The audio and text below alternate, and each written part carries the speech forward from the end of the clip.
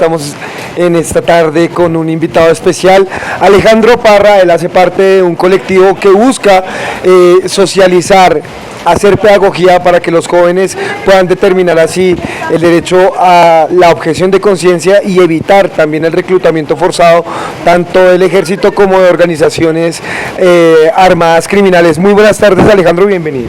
Bueno, muchas gracias acá por la invitación. Con mucho gusto, empecemos por que nos cuentes qué es ACO. Bueno, la Acción Colectiva de Objetores y Objetoras de Conciencia es una organización que existe ya desde hace casi 19 años, solo que la personería jurídica la sacamos hace 16, pero los primeros 3 años de la organización fuimos una suma de colectivos sociales, organizaciones que le apostaban al tema de la desmilitarización y la promoción de la no violencia en un país pues que ha estado tan marcado por el conflicto armado y por la militarización. Entonces, la ACOG es eso, es una organización social que desde la no violencia promueve alternativas al militarismo, al patriarcado y al reclutamiento por parte de todos los grupos, sea grupos del Estado o sean grupos al margen de la ley. Acabamos de participar en un conversatorio aquí desde la Casa de la Independencia, la Casa del Florero de Llorente. Estábamos escuchando precisamente, por ejemplo, cómo la misma acción de reclutar busca satisfacer o mantener en pie un negocio como es la doctrina militar y los batallones. Alejandro, ¿nos podrías contar al respecto, por favor? Sí, o sea, ahí hay un paralelo interesante y es que el hecho de vincular jóvenes al conflicto armado es porque los jóvenes permiten hacer presencia territorial, o sea, cada soldado o cada combatiente, sea en una estructura legal o en una estructura ilegal, representa posibilidad de distribuirse en el territorio, representa posibilidad de movilizar, por ejemplo, en el caso de los grupos irregulares, drogas por los corredores que tienen para poder exportar las drogas. En el caso del ejército es hacer presencia en los casi 50 batallones que existen a nivel nacional, entre esos los batallones minero-energéticos, que son seguridad pública del Estado, pero que sirve para fines privados, porque son como clústeres que protegen multinacionales que se enriquecen a través del minero extractivismo en muchos casos. Entonces, lo que ocurre es que el negocio que hay detrás es, en promedio, el ejército vincula anualmente entre 17.000 y 25.000 jóvenes. Ya no estamos en picos como los que se alcanzaron en la seguridad democrática, donde se llegaron a vincular hasta 54.000 jóvenes al ejército. ¿Cuánto cuestan esos 54.000 uniformes por año? ¿Cuánto? Además, Colombia, por ejemplo, tiene el segundo ejército más grande de América Latina, ¿sí? Con casi 500.000 de efectivos vinculados tanto a la policía como al ejército. Entonces, ¿cuánto cuestan todos esos uniformes, todas esas raciones?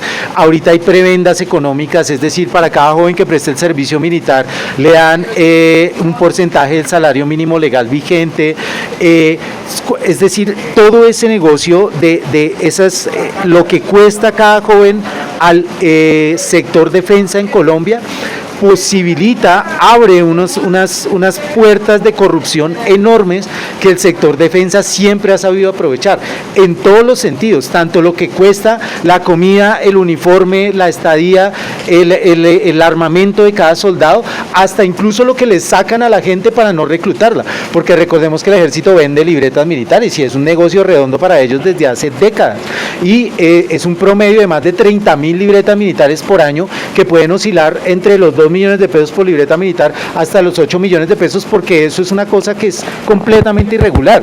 En la ley no se establece la opción de que una familia pueda comprarle la libreta militar al hijo para que el hijo no vaya.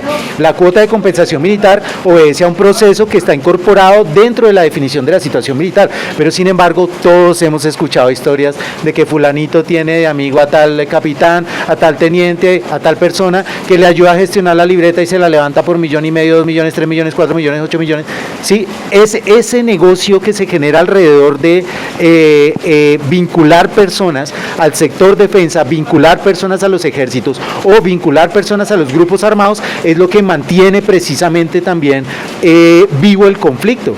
Porque ¿qué pasaría en donde el país decidiera de verdad optar por la paz y en muchos territorios se dijera paremos de matarnos? ¿Qué pasa con todo ese armamento que se tiene que mover anualmente? ¿Qué pasa con todos esos uniformes que se tienen que mover anualmente? ¿Qué pasa con esas jerarquías y esa plata que reciben los que comandan las distintas fuerzas. La guerra es un negocio y es un negocio que es mucho más lucrativo para los que le sacan el recurso a la guerra que no para las familias que ponen a sus hijos para que permitan que ese motor de la guerra siga funcionando. La labor social que ustedes hacen es muy importante. Cuéntanos por qué es importante para los jóvenes aprender sobre la objeción de conciencia y poder reivindicar estos derechos, este derecho constitucional, entre otros. Pues es importantísimo porque en este país se ha instaurado en el imaginario público la idea de que al cumplir los 18 usted ya pailas entró en edad de merecer y le toca servicio militar, y si usted es hombre es como que ya es su destino, y si usted es hombre de estrato 1, 2 y 3, porque en este país, según datos del Ministerio de Defensa, 98 de cada 100 jóvenes reclutados son de esos estratos, siendo más del 85% de estrato 1. Claro, en esa lógica, entonces a usted le mete en la cabeza que cuando usted ya tiene 17 años, mano, tiene que empezarse a preparar porque ya le toca. No, no le toca. Existe el derecho constitucional a que usted se niegue a ir a la guerra, a que usted se niegue a prestar el servicio militar, y no le puede pasar nada por hacer uso de ese derecho. Usted sencillamente escribe una carta que es su declaración como objetor de conciencia o objetora de conciencia, porque ya hay mujeres también que se están negando a este tema del reclutamiento voluntario, que no es tan voluntario porque en Colombia solo existe un modelo de prestación del servicio y es la del servicio militar. Entonces hay mujeres que van como voluntarias, pero cuando dicen, uy, yo no quiero seguir acá, dicen, pero compañera, usted ya está acá como voluntaria, eso quiere decir que usted tiene que acogerse al reglamento del servicio militar, ¿sí? Entonces, en esa lógica, lo único que tiene que hacer una persona que esté interesada en hacer uso del derecho a la objeción de conciencia es una carta, y en esa carta expone las razones de conciencia por las cuales se niega a ser parte de la guerra, en cualquiera de los ejércitos, en cualquiera de los grupos armados. Eso ayudaría un montón a que se redujera el impacto del conflicto armado en este país, porque de nuevo, como lo dije ahorita hace un momento, el motor del conflicto armado son los combatientes, son las personas que están ahí alimentando, haciendo presencia en el territorio, desarrollando las acciones que son, digamos, comandados a hacer. Y por otro lado, además, pues como lo decía Albert Einstein, los pioneros de un mundo sin guerra son los jóvenes que se niegan a prestar el servicio militar, porque podemos tener el mundo inundado de armas, pero no habrá guerra si hay jóvenes con conciencia que se niegan a dispararlas. Podríamos decir que el servicio militar es una herramienta que genera también desigualdad y exclusión, puesto que no todos los jóvenes de la sociedad son determinados para tal servicio. Sí, o sea, para nosotros la postura que tenemos como ACOG es que el servicio militar obligatorio es arcaico, discriminatorio y obsoleto. ¿Por qué arcaico? Como lo dejamos claro acá en esta ponencia, todavía reproduce prácticas que vienen de hace 2 siglos. Ellos lo llaman tradición militar. Eso en realidad es no tener la capacidad para reconocer espacio-temporalmente donde te ubicas, ¿sí? Hace 200 años estaba la creencia de que comer sangre de gallina te daba poderes para el combate, y eso es falso. Y en estos momentos, hace 2 años, hubo una denuncia por maltrato animal por una brigada en donde le daban a los soldados sangre de gallina. Sí, es eso, es arcaico, sí, es una cosa que uno dice, en la mayoría de países ya se eliminó el servicio militar obligatorio, ¿por qué nosotros mantenemos esa tradición arcaica? Es discriminatorio, como lo decíamos, es para los sectores más vulnerables, empobrecidos de la sociedad, estratos 1, 2 y 3, y genera además esos procesos de discriminación en donde a los ricos, a las familias ricas se les permiten que paguen para que sus hijos no vayan a la guerra, y por eso la guerra se hace con los hijos de las familias pobres.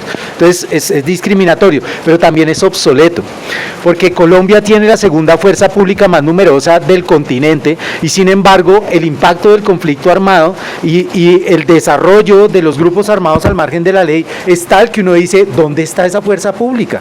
Durante el periodo de Duque, por ejemplo, que se incrementó la militarización de manera brutal, hubo más de 400 masacres. ¿Dónde estuvo la fuerza pública para evitar esas 400 masacres? ¿Sí? En realidad, tener más ejército nos hace más seguros como país, o lo que hace es generar más burocracia que sigue alimentando el negocio de la guerra. Yo tengo una pregunta que me surge en este momento, y es: los jóvenes, las personas que en este momento quieran conocer más acerca de la objeción de conciencia o necesiten alguna ayuda jurídica o social por parte de entidades como la tuya, ¿a dónde podrían llamar o a qué redes sociales se podrían contactar? Bueno, nosotros estamos en todas las redes sociales como ACOC, ACOOC. Ahí estamos en Instagram, en Facebook, estamos en X, estamos en TikTok, pero además también tenemos una línea de atención en caso de que haya personas que requieran alguna asesoría sobre el debido proceso para definir la situación militar, el uso del derecho a la objeción de conciencia o incluso si también se quiere hablar de ahorita del tema del servicio social para la paz. Esa línea es 300-382-4059. 300-382-4059. A esa línea se pueden comunicar con nosotros y ahí pues nosotros ya vía WhatsApp o se mira la necesidad de una asesoría personalizada para que no importa en qué parte del territorio esté la persona, podamos ayudarle a que pueda ejercer su derecho a la objeción de conciencia. Bueno, Alejandro, pues muchísimas gracias por este espacio. Toda la gente aquí en Ciudadanías se lo agradece. No, a ustedes por abrir este espacio y por difundir información sobre este derecho fundamental.